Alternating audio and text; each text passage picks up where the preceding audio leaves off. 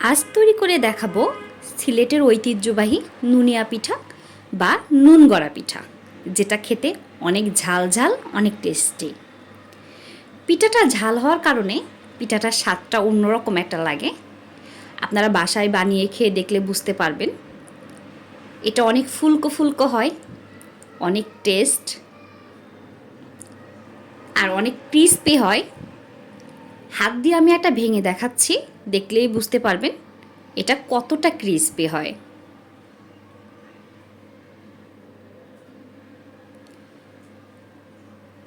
আমরা এর প্রস্তুত প্রণালীটাই দেখে নেই। আমরা একটা প্যানে 1 কাপ পরিমাণে পানি দিয়ে দিব, তারপরে দিয়ে দিব পেঁয়াজ কুচি, কাঁচামরিচ কুচি, হাফ চামচ দিয়ে দিব হলুদের গুঁড়া, হাফ চামচ দিয়ে দিব ভাজা জিরা গুঁড়া, 1 চামচের মতো ওখানে দিয়ে দিয়েছিলাম মরিচের গুঁড়া, আর স্বাদ মতো লবণ দিয়ে আমরা পেঁয়াজটা একটু সফট করে নিব। পানিতে বলক আসা পর্যন্ত আমরা পানিটা জাল করে নিব। পানিতে বলক চলে আসলে আমরা এখানে 1 কাপ চাউলের গুঁড়া দিয়ে দিব। ভেজা চাউলের গুঁড়ি হলে এখানে পরিমাণটা একটু বেশি লাগবে, আর শুকনা চাউলের গুঁড়ির জন্য 1 কাপের জন্য 1 কাপ চাউলের গুঁড়িই যথেষ্ট। এখন আমরা চাউলের গুঁড়োটা ভালোভাবে সিদ্ধ হয়ে আসার জন্য ভালোভাবে নাড়াচাড়া করে নিচ্ছি। এটা মোটামুটি সিদ্ধ হয়ে আসলে এখানে আমরা ধনিয়া পাতা অ্যাড করে দিচ্ছি। আমাদের এটা প্রায় সিদ্ধ হয়ে এসেছে, আমরা এখন নামিয়ে নিব। এখন আমরা ডোটা ভালোভাবে মুথে নিব।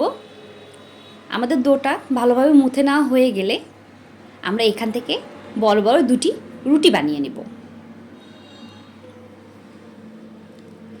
রুটি বানানো হয়ে গেলে এখানে আমি বিস্কিট কাটার দিয়ে কেটে নিয়েছি। আপনারা চাইলে কেকের মোল্ড দিয়েও কেটে নিতে পারেন। কেকের মোল্ড বা বিস্কিট কাটার যেটা দিয়েই কাটেন না কেন দেখতে অনেক সুন্দর হবে। বা আপনাদের কাছে কেকের মোল্ড বা বিস্কিট কাটার না থাকলে চাকু দিয়ে আপনারা 4 কোণা শেপ করে কেটে নিতে পারেন।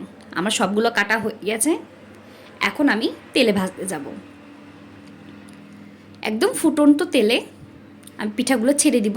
দেখেন পিঠাগুলো নিচ থেকে ভেসে ভেসে উপরে ফুলে ফুলে উঠছে, দেখতেই কত ভালো লাগছে।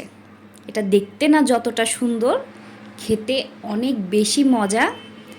যারা এটা খেয়েছেন একমাত্র তারাই এর স্বাদটা জানেন। এখন যারা এটা খাননি তারা অবশ্যই বাসায় ট্রাই করবেন।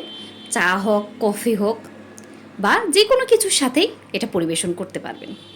বিকেলের নাস্তা হিসেবেও জমে যেতে পারে আপনার এই খাবারটি। সবাইকে ধন্যবাদ।